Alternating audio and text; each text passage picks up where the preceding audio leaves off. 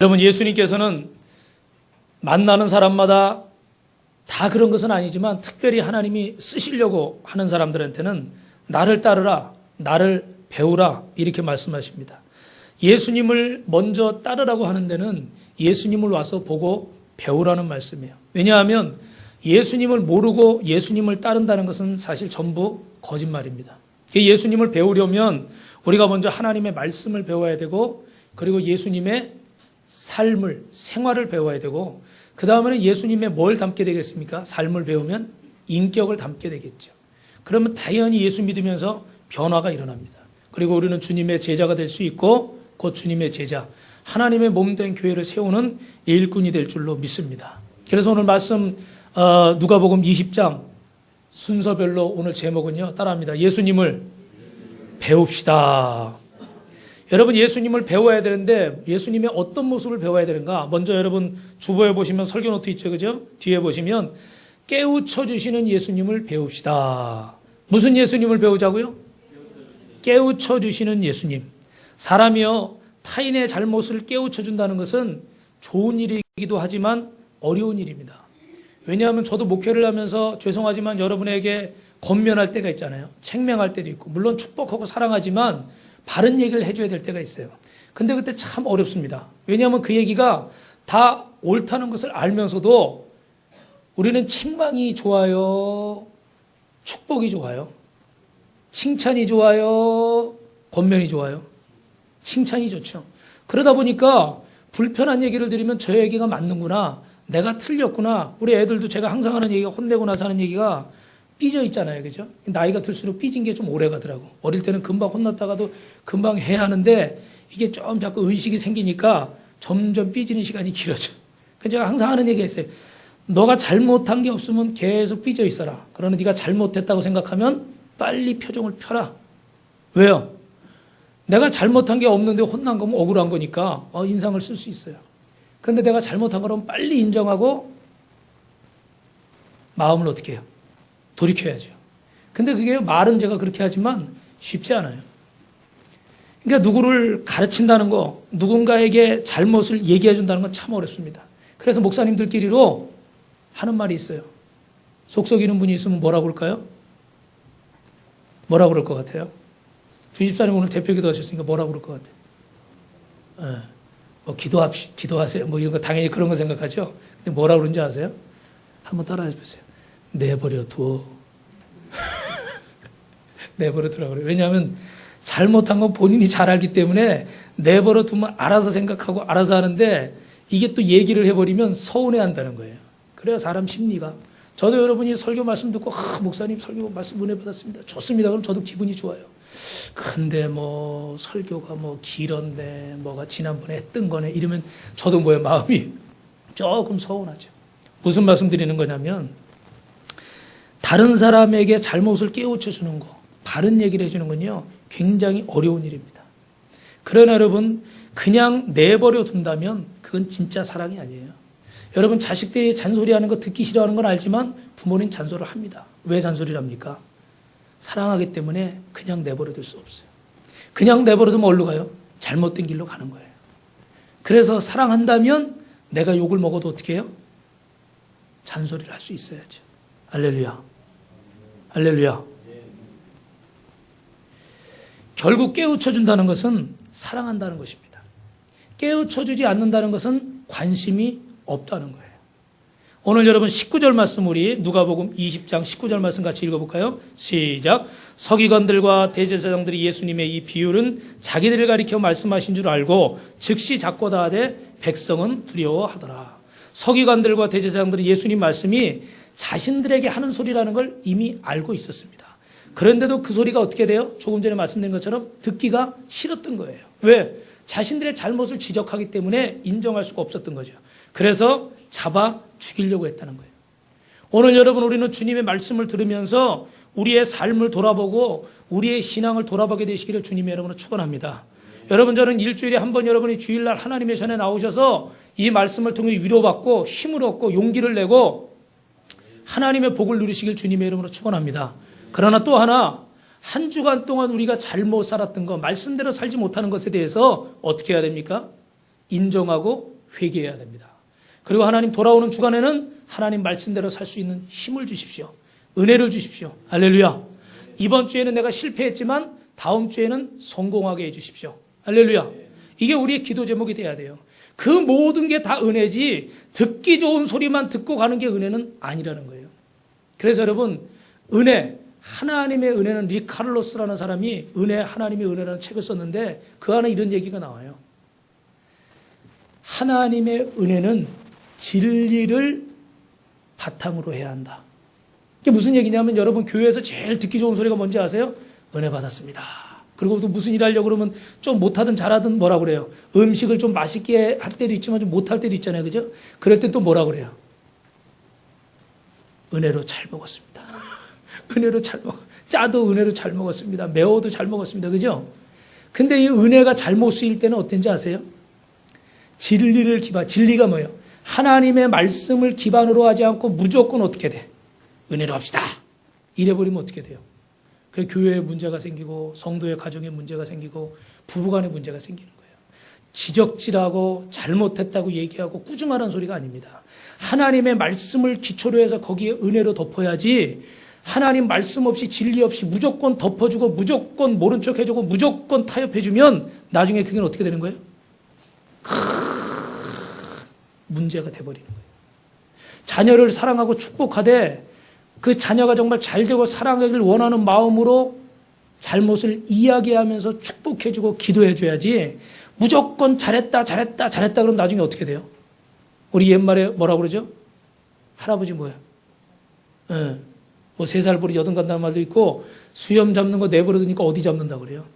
상투 잡는다. 왜 그런지 아세요? 수염 잡을 때 은혜로 한 거예요. 좋아 이쁘니까 사랑하니까. 근데 거기 진리가 하나님 말씀이 바른 것이 기반이 안 된 거예요. 그러니까 나중에 그게 좋은 일인 줄 알고 나쁜 일이 아닌 줄 알고 어떻게 돼요? 상투를 잡는 거예요. 여러분 우리가 하나님의 말씀을 들을 때 거슬리는 말씀도 있습니다. 그러나 그 말씀 또한 누구에게 주시는 말씀이에요? 나에게 주시는 말씀인 줄 믿습니다. 할렐루야. 네. 오늘 여러분 주님께서 깨우쳐 주신 이 비유의 내용은 제가 본문 내용을 간단하게 말씀을 드리면 이런 거예요. 어떤 한 부자가 계셨는데 이분이 그 좋은 땅에다 아주 좋은 그 포도나무를 심었어요. 그 포도원이 크게 잘 됐습니다. 그 옆을 산울, 다시 말하면 이제 가시나무 울타리를 만들어서 이제 견고하게 만들었어요. 근데 이 울타리가 갈수록 더 자라니까 어떻게 튼튼해졌겠죠. 그죠? 그래 아주 좋은 포도들에다가 울타리도 튼튼하고 잘 져놨습니다. 그런데 이제는 이 주인이요, 이 포도원을 관리할 농부를 찾았습니다. 근데 보니까 한 농부가 전혀 살 길도 난감한 입장에서 아주 어려운 상황에 있는 농부가 있어요.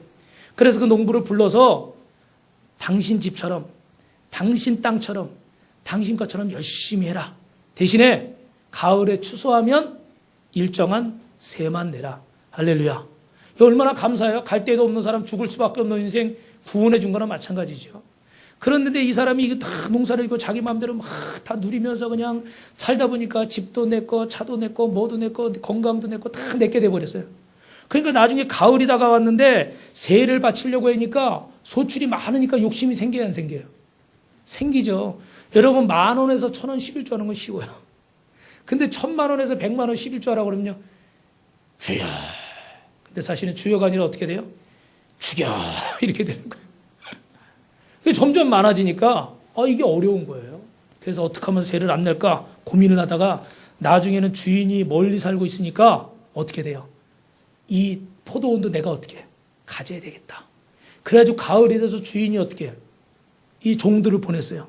그랬더니 오늘 말씀해 보니까 처음에는 어떻게 했대요? 종들을 때려서 죽을 만큼 때려서 보냈어요. 이제 오지 말라 이거죠. 그래도 그 다음에 또 종을 보냈어요. 그랬더니 그 다음에 이제 죽을 만큼 때린 게 아니라 아예 죽여버렸네. 그리고 또 종을 보내고 또 종을 보냈어요. 안 되겠다 싶어가지고 마지막에 보낼 종이 없어서 자신의 외아들을 보냈어요. 그래도 얘는 내 아들이니까 주인의 아들이니까 종들에게 한 것처럼은 안 하겠지. 그랬는데 웬걸이요. 주인이고 아들이고 볼 것 없어. 내 거 건들면 가만 안 둬. 또 때려 죽였어요. 주인은 더 이상 참을 수가 없었습니다. 그래서 어떻게 해요? 사람들 데려갔겠죠. 그리고 그 악한 농부를 진멸하고 다시 그 농장은 새로운 농부에게 맡겼다는 얘기예요. 할렐루야. 그래서 우리는 이 이야기를 악한 농부의 비유다 이렇게 생각합니다. 그런데 본문에 나온 이 악한 농부가 누구라는 거예요? 이때 당시에 대제사장들과 서기관들이라는 거예요. 그리고 죄송한 말씀이지만 오늘날로 얘기하면 이 모습이 저와 여러분의 모습일 수 있다는 겁니다. 그 주인이 한없는 은혜로 마음껏 농사짓고 마음껏 먹고 마음껏 누릴 수 있는 걸 다 주셨어요. 그리고 어떻게 돼? 가을에 딱 한 번 이 모든 것이 내 것이 아니라 주인이 당신에게 준 것이라는 거, 하나님이 내게 주신 것이라는 걸 인정해라. 6일 동안은 너희들 마음대로 살아라. 열심히 일하고 열심히 놀러도 가고 열심히 살아라. 그러나 주일 거룩한 하루만큼은 내 앞에 나와 예배해라. 할렐루야. 열은 다 네가 가지고 써라. 그러나 내가 너에게 전부 준 것을 믿는다면 그 중에 하나는 나에게 드려라. 그게 선악과를 주신 이유예요. 동산의 모든 건 다 누리지만 그 선악과를 볼 때마다 아, 이 동산은 누구의 동산이에요? 하나님의 동산이고 지금 내가 누리고 있는 이 모든 것은 누가 내게 주신 거예요? 하나님이 내게 주신 것이구나. 할렐루야. 내 인생의 내 삶의 주인이 누군가, 나의 창조자가 누군가를 잊지 말라고 딱 한 가지를 주신 거예요. 근데 이 악한 바리새인과 서기관들은 그 한 가지도 인정하지 않아서 주인이 보낸 종들을 때려 죽이고 주인의 아들 독생자 예수님까지 때려 죽이게 된 겁니다. 여러분, 우리는 이 비유를 통해서 우리에게 가르쳐주고 있는 여러 가지 의미들이 있습니다. 전부 다는 볼 수 없지만 몇 가지만 본다면 우리는 첫 번째 따라합니다. 하나님의 사랑을 알 수 있습니다. 뭐 긴 얘기하지 않아도 여러분은 이 포도원 주인이 정말로 이 악한 농부지만 기회를 주기 위해서, 살리기 위해서, 구원하기 위해서 종들을 계속해서 보낼 뿐만 아니라 당신의 독생자까지도 주신다는 것을 우리는 기억해야 됩니다. 하나님은 저와 여러분이 계속해서 회개하실 기회를 주시는 줄 믿습니다. 여기 서 있는 이 목사도 하나님이 저에게 계속해서 기회를 주시지 않았다면 저도 어디서 어떻게 살고 있을지, 아니면 이 땅에 지금 없을지도 모르겠어요. 여러분도 인생 사시면서 수많은 어려운 사건들이 있었죠. 저도 운전하면서 아주 위험했던 순간들이 있었고요. 많이 아팠던 순간들이 있었고요. 하나님이 데려가시려고만 마음먹었으면요, 언제든지 데려갔을 겁니다. 근데 하나님은 우리에게 뭘 주신 거예요? 기회. 무슨 기회예요? 회개할 수 있는 기회. 근데 그 기회는요, 부모는 한없이 자녀들을 용서하고 사랑합니다. 영상에서 보신 70 넘으신 이 장로님도 그 자녀를 한없이 사랑했어요. 그래서 한없이 기회를 줬을 거예요. 우리 하나님도 저와 여러분을 사랑해서 끊임없이 기회를 주고 계신 줄 믿습니다. 그러나 그 기회는 끝은 있을까요, 없을까요? 끝은 있습니다. 제가 안수 집사님 한 분이 예전에 이제 알코올 중독으로 오래, 그러다 복수가 많이 찾았어요. 이게 정말 몇 년 전에 기적적으로 하나님이 2주 만에 아무리 약을 먹어도 안 되고 이런 거를 진짜 임산부처럼 이렇게 하고 다니는 분이었는데 그냥 하나님의 은혜를 쫙 2주 만에 빼주셨어요. 여러분, 이 복수가 찬 것도요, 다 우리 몸에 영양분들이 거기 들어가 있기 때문에 함부로 빼는 게 아니에요. 잘못 빼면 사람이 실신하거나 죽을 수도 있어요. 그러니까 이게 그 강제로 못 빼는 거예요. 그러니까 이뇨제를 먹어서 조금씩 빼야 되는데 2주 만에 진짜 임산부만큼 이렇게 됐던 배가 쏙 빠져가지고 탁 모자 쓰시고 탁 벨트 메고 양복 탁 입고 오셨는데, 야, 멋쟁이시더라고. 저렇게 멋쟁이였나? 그전에는 맞는 옷이 없으니까 그냥 이만한 잠바만 입고 항상 다니셨는데. 근데 안타까운 것이요, 이게 몇십 년 되다 보니까 쉽게 끊어지질 않는 거예요. 이게 중독이 되다 보니까. 그래서 아마 또 입에 술을 대신 것 같아요. 그리고 몇 개월 있다가 심각하게 목사님 드릴 말씀이 있습니다. 두 부부가 상담을 요청하셨어요. 얘기를 들어보니까 간암 선고를 받으셨어요. 결론은 간암 선고를 받으셨는데 그래도 하나님, 목회자니까 어떻게 돼요? 우리 성도니까 살려주십시오. 도와주십시오. 기회를 다시 주십시오. 그리고 막 간 이식까지 해서 잘 됐습니다. 그런데 결국은 이 30년 이상을 알코올 중독으로 살다 보니까 장기가 많이 망가졌죠. 그래가지고 간 이식은 잘 됐는데 출혈이 멈추질 않아서 결국은 며칠 만에 하늘나라 가셨어요. 너무 안타깝고 너무 속상하더라고요. 여러 가지 일들이 우리에게 많이 있지만 저는 그때 깨달은 게 있습니다. 아, 기회가 영원하지는 않구나. 사랑하는 성도 여러분, 하나님의 깨달으라고 우리에게 주신 기회가 있어요. 한 번도 참고 10번도 참고 100번도 참아주실 겁니다. 그러나 영원하지는 않다는 사실을 우리가 꼭 잊지 말아야 돼요. 할렐루야. 우리는 하나님의 사랑, 끊임없이 기회를 주시는 이 하나님의 사랑, 당신의 독생자까지 내어주시면서 자기를 희생하시면서까지 내어주신 그 사랑을 기억하시고 주님 앞에 바로 서실 수 있기를 주님의 이름으로 축원합니다. 또 하나는 이 종들의 충성에 대해서, 여러분 처음에 간 종이 죽을 정도로 맞고 돌아왔으니까 그 다음에 갈 종은 겁이 날까요, 안 날까요? 겁이 나겠죠. 그죠? 그런데도 주인이 보내니까 또 순종하고 갔어요. 근데 그 종은 가서 죽어서 돌아오질 못했습니다. 그러니까 나머지 종들이 그 다음에 어떻게 됐겠습니까? 더 겁이 났겠죠.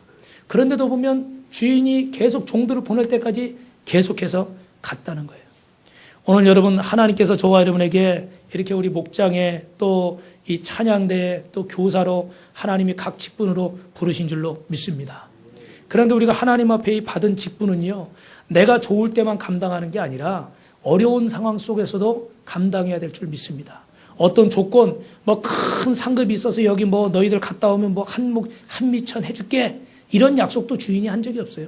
그런데도 이 종들은 그 어려운데도 불구하고 죽는 자리인 줄 알면서도 갔다는 거예요. 그게 주인의 명령이기 때문에.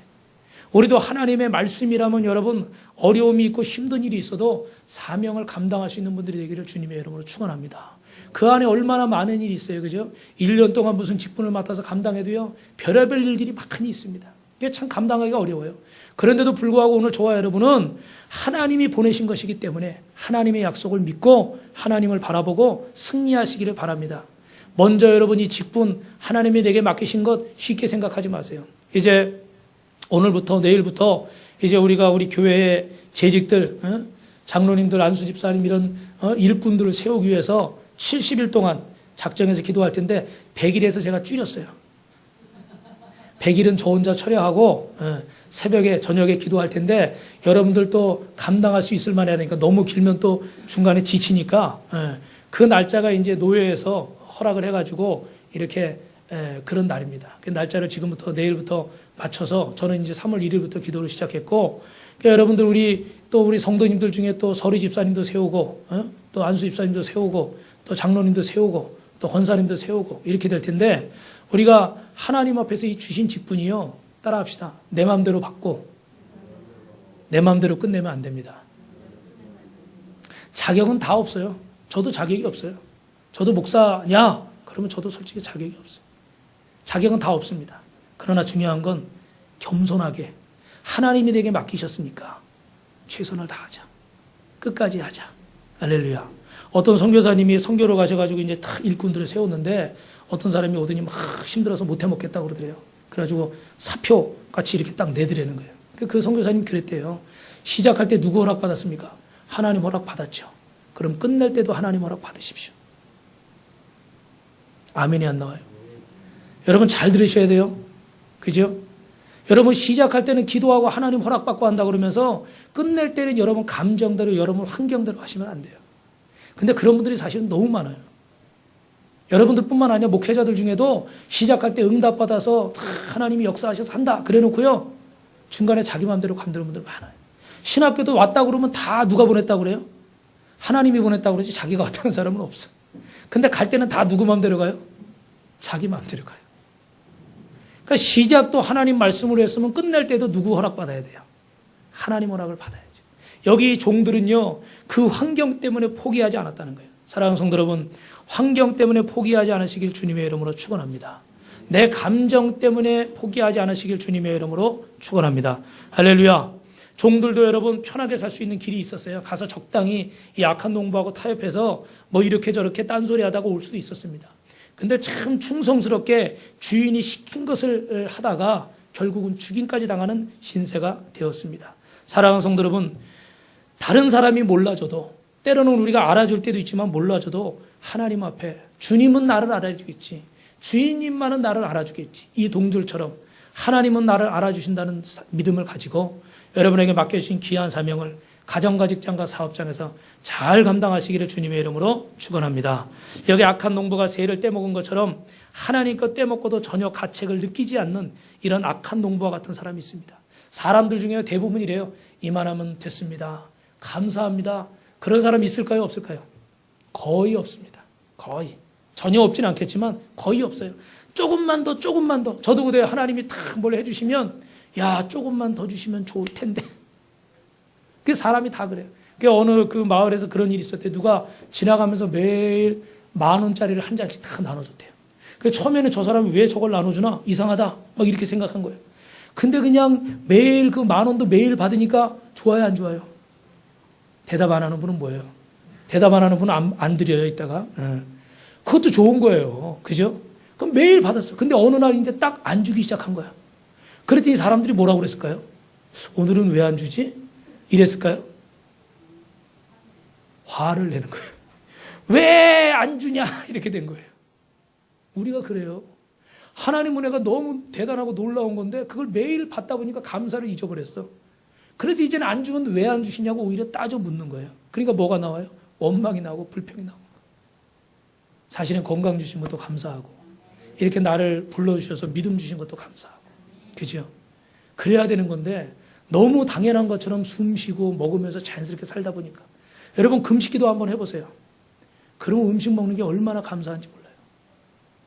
우리는 기도원 가서 금식하다가요. 그 식당 앞에서 냄새만 맡아도 행복해. 왜 표정들이 그래요? 된장찌개 냄새만 맡아도 살 것 같아요. 그게 얼마나 감사해요. 그죠? 그런데 너무 이 악한 농부처럼요. 감사한 것을 모르면서 자기가 지금 이 모든 걸 다 누리고 있는 것이 얼마나 큰 은혜인지를 모르고 오히려 주인의 것을 떼먹으려고 하는 사람들이 있습니다. 결국 이 악한 농부는 어떻게 돼요? 전부 다 뺏기고 쫓겨나고 말 것입니다. 타락한 인간의 모습은 이 주인의 종을 못 살게 군다는 것입니다. 여러분, 오늘 주인이 자기 일을 위해서 보낸 종들을 못 살게 굴면 안 됩니다. 하나님의 일꾼들을 못 살게 굴면 안 됩니다. 하나님의 세우신 일꾼들을 무시하면 안 됩니다. 곧 그는 누구의 말을 전하는 겁니까? 하나님의 말을. 그래서 우리가 교회에서 직분이 계급은 아니지만 이 직분을 받았다는 것은 그만큼 하나님이 영적인 책임감과 그에게 무게를 주신 거예요. 제가 엊그저께 우리 안수 집사님 교장 선생님이셨잖아요. 그 얘기를 하면서 그런 얘기를 했어요. 요즘 교사들의 권위가 많이 추락됐는데 이게 참 문제가 뭐냐면 가르침이 안 되는 건 교사의 권위를 무너뜨렸기 때문에 가르침이 안 되는 거예요. 예전에는 선생님이 애들 체벌했다고 그러면 좀 혼내면요 부모들이 달려갑니까? 안 달려갑니까?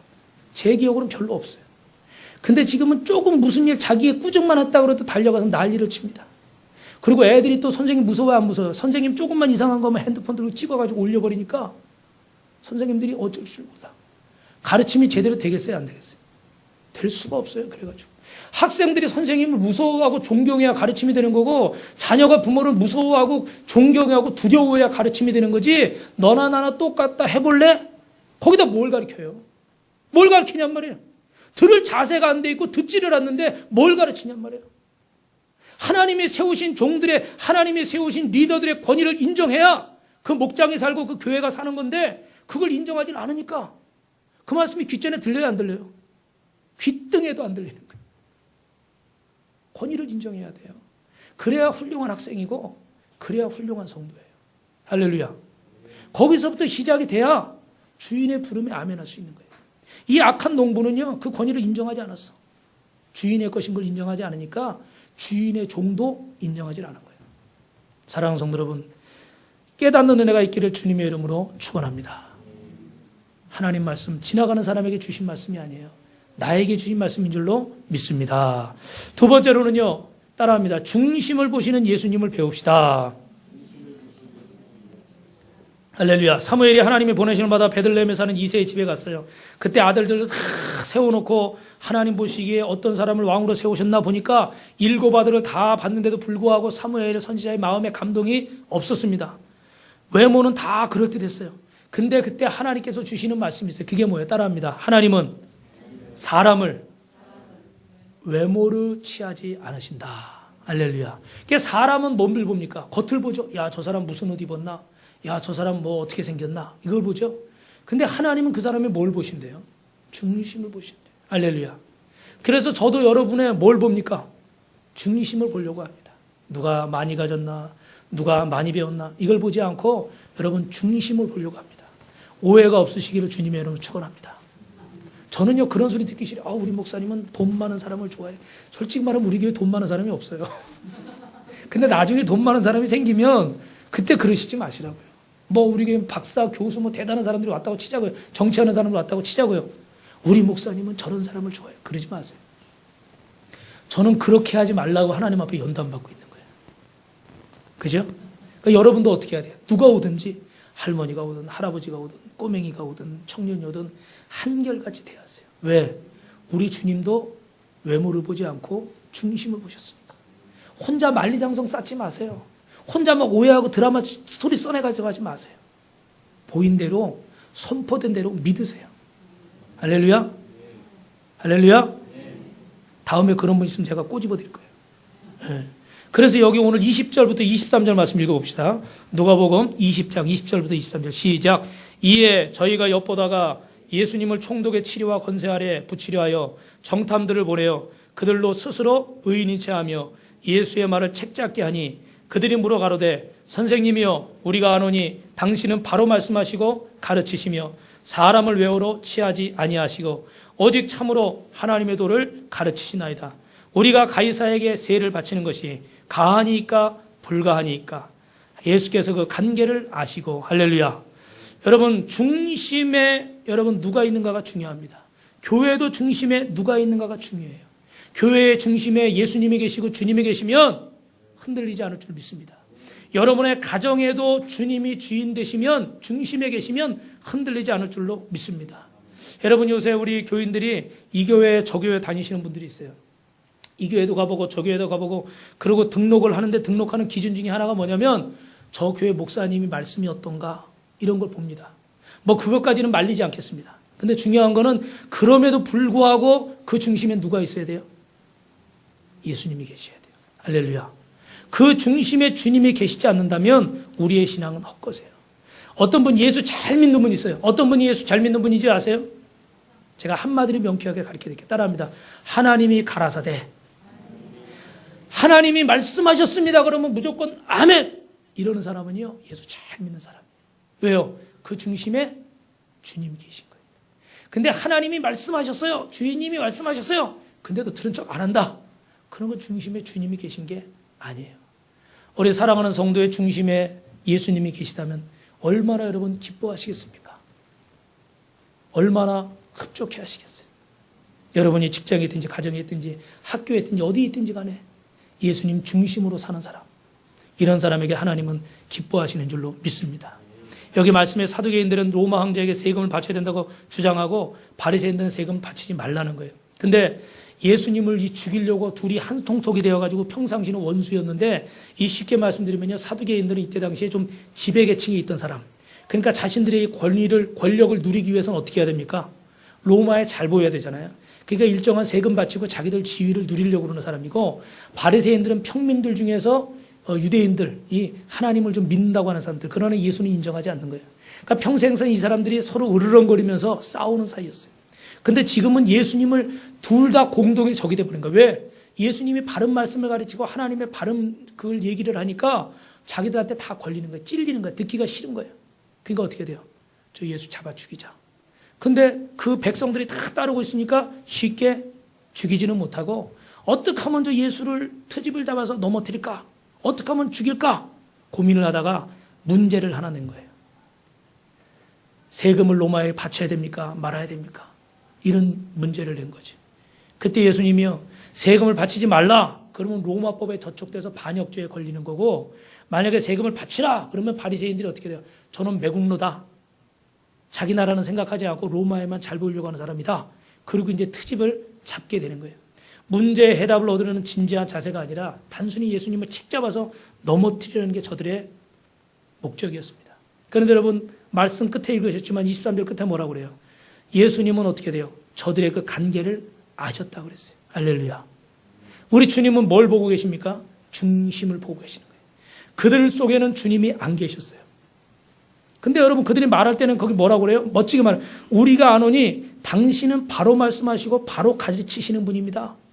여러분 만약에 정말 예수님이 바로 말씀하시고 바로 가르치시는 분인 걸 알았으면 이 바리새인들과 사두개인들 대제사장들이 예수님 따랐을까요? 안 따랐을까요? 질문을 못 들으셨어요?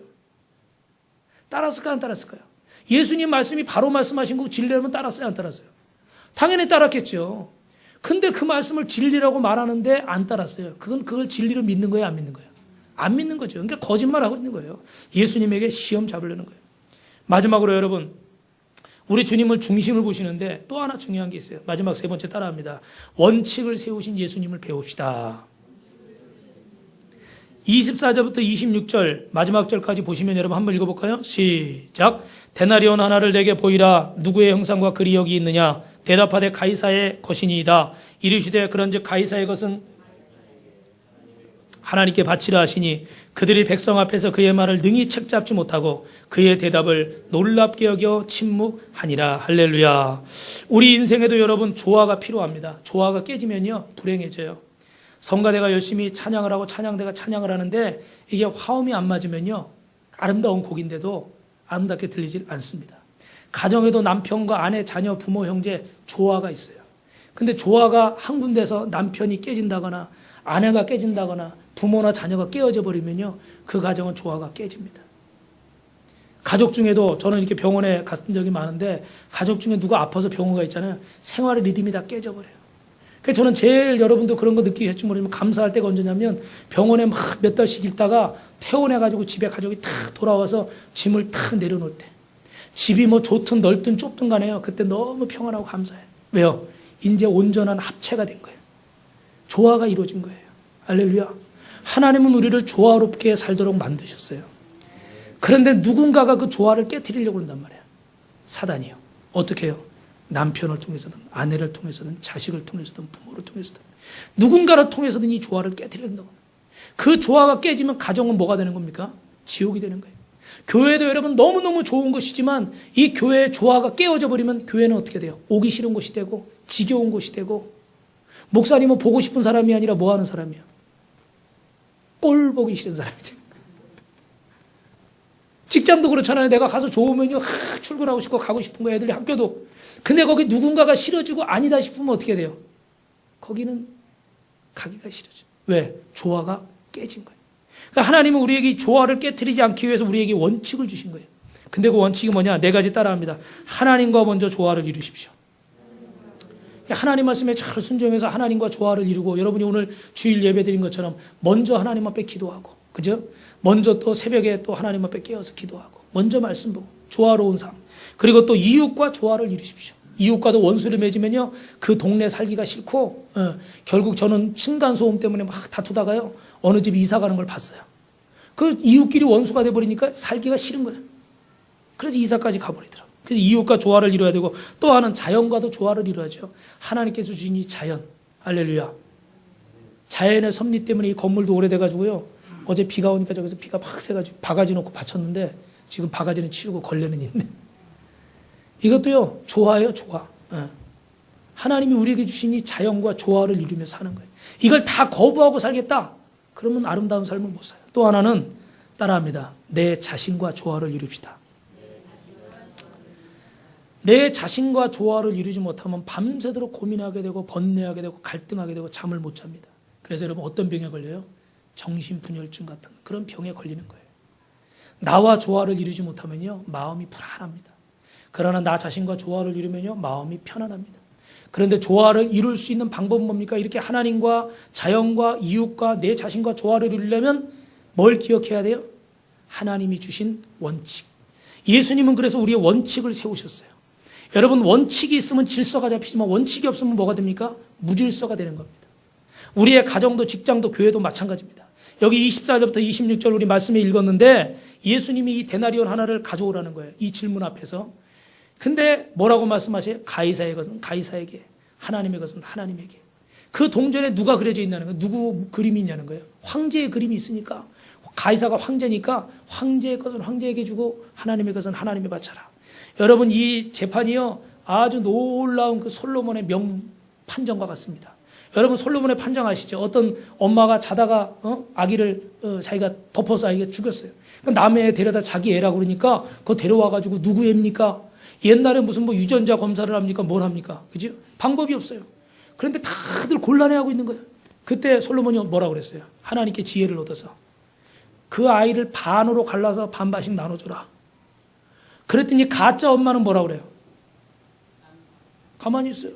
왜? 어차피 내 자식 죽었으니까 뭐 저거 죽든 하든 오히려 쌤쌤이다 잘됐다. 근데 그 친엄마는 어떻게 해요? 안 됩니다. 안 됩니다. 내가 포기하겠습니다. 그게 솔로몬이 뭐라고 그래요? 저 엄마가 진짜 엄마다. 명재판이잖아요. 그죠? 영화로도 나왔잖아요. 근데 우리 예수님 재판도 명재판이에요. 딱 가져오라는 거예요. 여기 누가 그려졌니? 왜냐하면 이때 당시에 여러분 설교 시간에 말씀드렸지만 성전에서 쓰는 화폐는요. 하나님 앞에 드리는 예물은 사람의 형상이 있으면 안 돼. 왜냐하면 그 하나님 것이기 때문에 사람 형상을 하는 건 신성모독이라는 거예요. 그래서 성전에 가서 이 헌금을 하려고 그러면 다 환전해서 해야 돼. 그러니까 이 대제사장 안나스 가야바가 그걸로 여러분 환전하면 은행에서 손해보고 줘요? 이득 보고 줘요? 이득 보고 주죠? 거기서 다 남겨 먹는 거예요. 그렇게 해가지고 헌금을 하게 했기 때문에 이 사람의 형상이 그려진 거는요, 헌금으로 바칠 수가 없었어.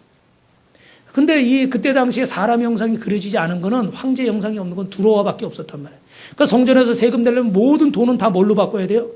두로와로 바꿔야 돼요. 우리나라에서 화폐를 쓰려면 다 원화로 바꿔야 되고, 미국 가서 쓰려면 달러로 바꾸듯이 다 바꿔야 되는 거예요. 그래서 예수님이 딱 말씀하신 거예요. 여기 누가 그려졌니? 황제가 그려졌습니다. 그래? 황제의 것은 황제에게. 그리고 성전에 바치는 건 황제의 그림이 있으면 돼야 안 돼요? 안 돼요. 그러니까 누구에게? 하나님의 것은 하나님께. 할렐루야. 이렇게 대답해도 걸리고 저렇게 대답해도 걸리는데도 불구하고 우리 예수님은 어떻게 돼요? 너무나 지혜롭게 이 상황을 헤쳐나가셨습니다. 무슨 말씀이에요? 우리의 삶에도 뭐가 있어야 돼요? 원칙이 있어야 돼요. 원칙이 무너지면 나라가 혼란스럽고 가정이 혼란스럽고요. 직장 사업장이 혼란스럽습니다. 교회가 혼란스럽습니다. 교회도 혼란스러워요. 여러분 가정에서도 생각해 보세요. 원칙을 세웠어요. 근데 그 중에 한 사람이 그 원칙을 지키지 않습니다. 약속을 안 지켜요. 그리고 대충 합시다. 은혜로 합시다. 그러면 어떻게 될까요? 그 가정은 깨지는 거예요. 그 가정은 천국이 아니라 뭐가 돼요? 지옥이 되는 거예요. 우리 교회에도 직장에도 사업장에도 마찬가지예요. 원칙이 있어요. 그 원칙을 지켜야 돼요. 그러나 여러분 이걸 꼭 기억하십시오. 원칙만 얘기하면 여러분이 숨이 답답해서 돌아가실 테니까 원칙 위에 또 뭐가 있어요? 하나님의 뭐가 있어요? 은혜, 사랑이 있죠. 그죠? 그래서 원칙을 한 번 어겼다고 너 지옥 가, 너 죽었어. 이게 아니라 어떻게 돼요? 또 다시 기회를 주고. 대신에 그 사람은 그 원칙을 하나님 말씀을 뭐 하려고 해야 돼요? 지키려고 해야 돼요. 할렐루야. 할렐루야. 오늘 세 가지를 말씀드렸어요. 기억하십니까? 하나님 말씀을 들을 때 어떻게 돼요? 예수님처럼 깨우침을 배워야 되고, 또 하나는 뭐 해야 돼요? 중심을 보여야죠. 세 번째는 뭡니까? 원칙. 여러분 하나님 말씀을 잘 지키시기를 주님의 이름으로 축원합니다. 그러나 또 그 위에 뭐가 있어야 돼요? 은혜가 있어야 돼요. 마지막 이 말씀 드리고 마치겠습니다. 제가 예전에 기도원 사역할 때 은혜로운 간증 중에서 한 가지 말씀드리려고 그러는데, 박은진 집사님, 남자분이세요. 지금은 이제 세월이 많이 흘러서 나이가 꽤 드셨었는데, 그때 당시는 48살이었어요. 이분이 4대가 대가족을 이루었으면서 증조 할아버지 할머니까지 모시고 사는데, 그냥 4대가 사니까 아침마다 화장실이 막 전쟁이잖아요. 그죠? 근데 이 집에 그 4남 3녀가 있었는데, 자녀 중에 자기가 셋째인데 자기가 장남이 됐어요. 왜 그렇게 됐냐면 큰형이 공사 현장에서 일하다가 떨어져서 6개월 만에 돌아가시고, 둘째 형님이 밤길에 가다가 실족해서 어디 언덕에 떨어졌는데 시름시름 앓다가 한 달 만에 또 돌아가시고, 그러니까 이러다 자식들 다 보내겠다 싶어가지고 무당 불러다가 부모님이 막 구슬 막 하신 거예요. 근데 그렇게 구슬했는데도 불구하고 넷째가 수영하다 물에 빠져 죽었어요. 그러니까 막 전에는 막 잔치집처럼 시끌시끌하던 집이 무슨 집까지 됐겠어요? 초상집처럼 조용해졌겠죠. 그래가지고 막 모든 가족이 다 낙심해 있는 그 상황에서 어떤 여자분이 오셨어. 보니까 전도사님이래. 그 전도사님이 전도를 하면서 이 집은 예수 믿어야 삽니다. 예수 믿어야 이 집의 저주가 끊어집니다. 근데 그 자식을 셋이나 이름판에서 가릴 게 있어요, 없어요? 없어요. 그러니까 어떻게 돼? 예수 믿어야 되겠다. 그래서 그날로 온 가족이 다 교회 나갔습니다. 그리고 예배를 드리고 돌아와서 그날 저녁에 잠을 자는데 꿈을 꿨어요. 집안에 불이 났어요. 불이 났는데 막 식구들이 다 대피를 했는데 보니까 죽은 자식들만 그 집안에 있는 거예요. 그래가지고 이 부모님이 구하려고 달려 들어가는데 그 구렁이들이 불타는 집 속에서 막 나오더래요. 그래 깜짝 놀라가지고 멈추니까 불길이 하도 세니까 이 구렁이들이 나오려다 못 나오고 그 기둥을 칭칭 감고 그냥 거기서 불타 죽더래. 그 꿈을 깼는데 어머니 아버지가 똑같은 꿈을 두 번 다 꾸신 거예요. 이건 신기한 일이죠. 그죠? 한 사람의 꿈은 개 꿈일 수도 있겠지만, 동일한 꿈을 꿨으니까. 그러니까 성경에도 여러분 말씀 주시면 구약시대에 보면 요셉이나 이런 꿈을 주실 때 하나님이 같은 꿈을 반복해서 주셔요. 그러니까 여러분 그런 건 하나님의 뜻이 있다 이런 걸 아셔야 돼요. 그리고 혼자 결정하지 말고 누구와 상의해요? 목사님과 상의하셔요. 제발 혼자 계시받고 혼자 다 응답받지 마시고 그런 건 좀 물어보셔요. 그래가지고 야 이제 우리 집안에 어떻게 해? 저주는 끊어졌다. 그래서 그때부터 이제 그 집에 이제 죽음의 권세가 떠나가고 다 믿음으로 살게 됐는데 이분도 이제 그 마지막 하나 남은 아들이니까 대를 이어야 된다고 결혼을 하라고 해서 일찍 결혼했습니다. 근데 결혼한 지 3년 동안 아이가 없어요. 그래가지고 작정 기도를 40일 동안 작정해서 매일 새벽 예배를 드리는데 37일째 되는 날 하나님 마음속에 내년 이맘때 아이가 있으리라. 그런 마음의 감동을 주시더래요. 생겼을까요? 안 생겼을까요? 낳았을까요? 안 낳았을까요? 낳았습니다. 그래서 그 뒤로 아들과 딸을 낳아서 두 자녀를 주고 그리고 자기도 조그만 목재상 하다가 하나님 복 주셔가지고 중소기업 정도 될 정도로 크게 성장을 했습니다. 근데 문제는 뭐냐면 여기 있어요. 사업이 바빠지니까 만나야 될 사람들이 많으니까 뭐 많이 해야 돼요? 술도 마셔야 되고 주의를 지키기도 어렵고 이런 상황이 된 거예요. 겨우 형식적으로 그냥 신앙생활하는 상이 됐습니다. 근데 어느 날 갑자기 속이 어떻게 해요? 더부룩하고 소화도 잘 안 되고 이상해서 친구 병원에 갔다가 검사를 했는데 뭐라고 그랬겠어요? 위암이라는 거예요. 그 혹시나 싶어가지고 이 아직 젊은 나이인데 내가 왜 위암인가 다시 검사를 했는데 또 위암이래. 그래서 어쩔 수 없이 수술 날짜를 잡고 그리고 수술하기로 했습니다. 근데 마음에 굉장히 두려움이 오더래요. 어떤 두려움이 수술하면 죽을 것 같다는 생각이 들더래요. 그래가지고 어떡할까 그러다가 그 부인이 제가 전에 사역하던 기도원에 자주 오셨어요. 그래가지고 여보 기도원 가서 금식합시다. 할렐루야. 따라합시다. 부인을 잘 만나야 됩니다. 옆에 분한테 여보 고마워. 혼자 계신 분도 하세요. 이따 생각하고 여보 고마워. 부인을 잘 만나야 돼. 부인을 잘 만나야 집안이 잘 돼요. 그 기도하는 아내를 만나니까 딱 와가지고 금식을 하는데 21일 금식을 했어요. 21일 금식하는데 여러분 원래 고쳐달라고 기도해야 되잖아요. 그죠? 근데 자기가 어릴 때도 하나님의 은혜로 살았는데 이 은혜를 잃어버리고 자기 마음대로 술 취하고 방탕하게 산 것이 너무 부끄럽고 죄송하더래요. 그래가지고 살려주십시오. 그렇게 기도는 못하고 이렇게 기도했대요. 하나님, 주님을 위해서 살 수 있는 시간을 저에게 주시면 제가 한번 주님을 위해 살아보겠습니다. 똑같은 말이지 뭐 살려달란 말이나 그죠? 그래도 멋있잖아요. 이제는 나를 위해 안 살고 주님을 위해 한번 살아볼 테니까 저에게 기회를 한 번만 주십시오. 그리고 20일 금식을 딱 은혜 가운데 마치고 나서 병원에 딱 갔습니다. 그랬더니 뭐라고 그럴까요? 암이 더 커졌어요? 없어졌어요? 할렐루야. 어떻게 그렇게 잘하셔? 이 원고를 보셨나 봐. 하나님이 다 고쳐주셔가지고 암이 싹 없어져서 그 이후로 더 열심히 신앙생활을 하신 줄로 믿습니다. 사랑하는 성도 여러분, 오늘 우리 예수님께 배웁시다. 믿음으로 결단하고 또 하나님 앞에 훌륭한 믿음의 사람들 되시기를 주님의 이름으로 축원합니다. 옆 사람하고 인사하겠습니다. 예수님께 배웁시다.